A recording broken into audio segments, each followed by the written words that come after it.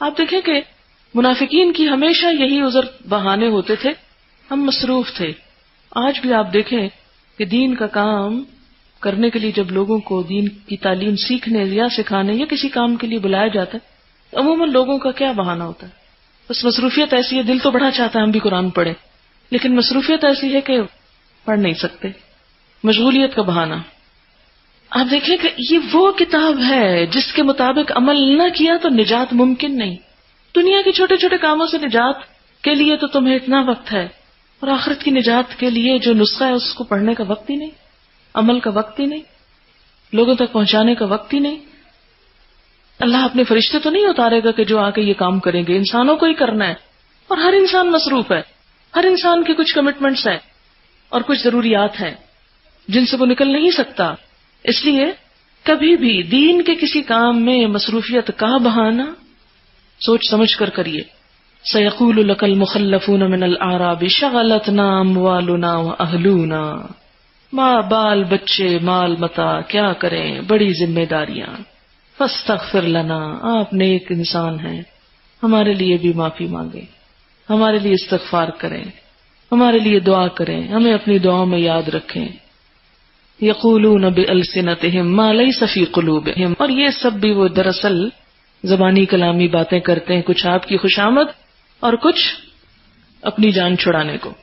اصل میں جو ان کے دل میں ہے وہ نہیں بتا رہے.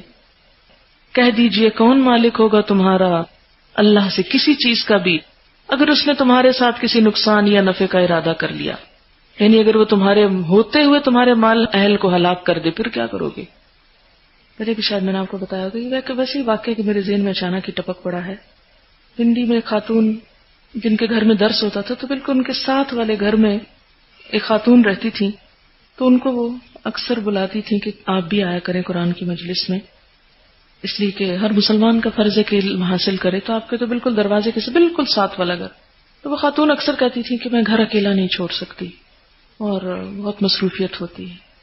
ایک دن وہ خاتون اپنے ہی گھر کی حفاظت کرتے اور اپنے گھر کے اندر موجود تھیں کہ اتنے میں اچانک ڈاکہ پڑا اور اس خاتون کا گلا کاٹ کے انہوں نے پھینکا، مال شال لوٹا اور چلے گئے. یہ اس آیت کی تفسیر میں اچانک ہی یہ بات میرے ذہن میں کلک کی.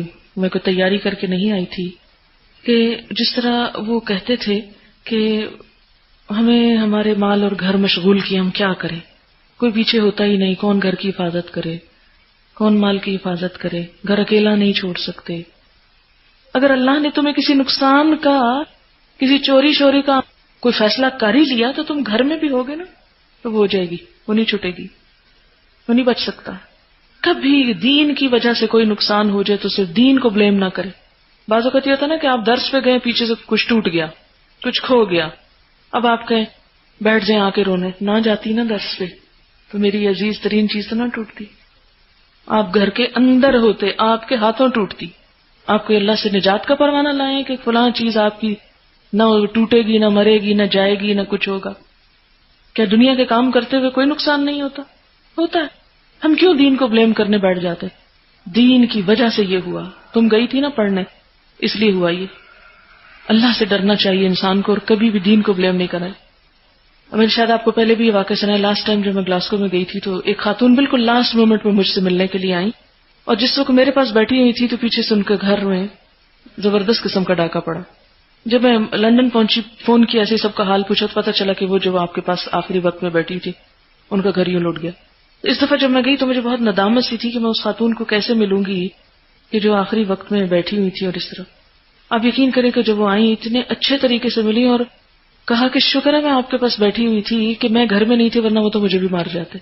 سوچ کا فرق ہے نا کہ اللہ نے ایک بہانہ بنا دیا، آپ جا رہی تھی، آپ کے پاس بیٹھی ہوئی تھی، چند اچھی باتیں سنی، ورنہ اگر میں گھر بیٹھی رہتی تو میری بھی شامت آ جاتی.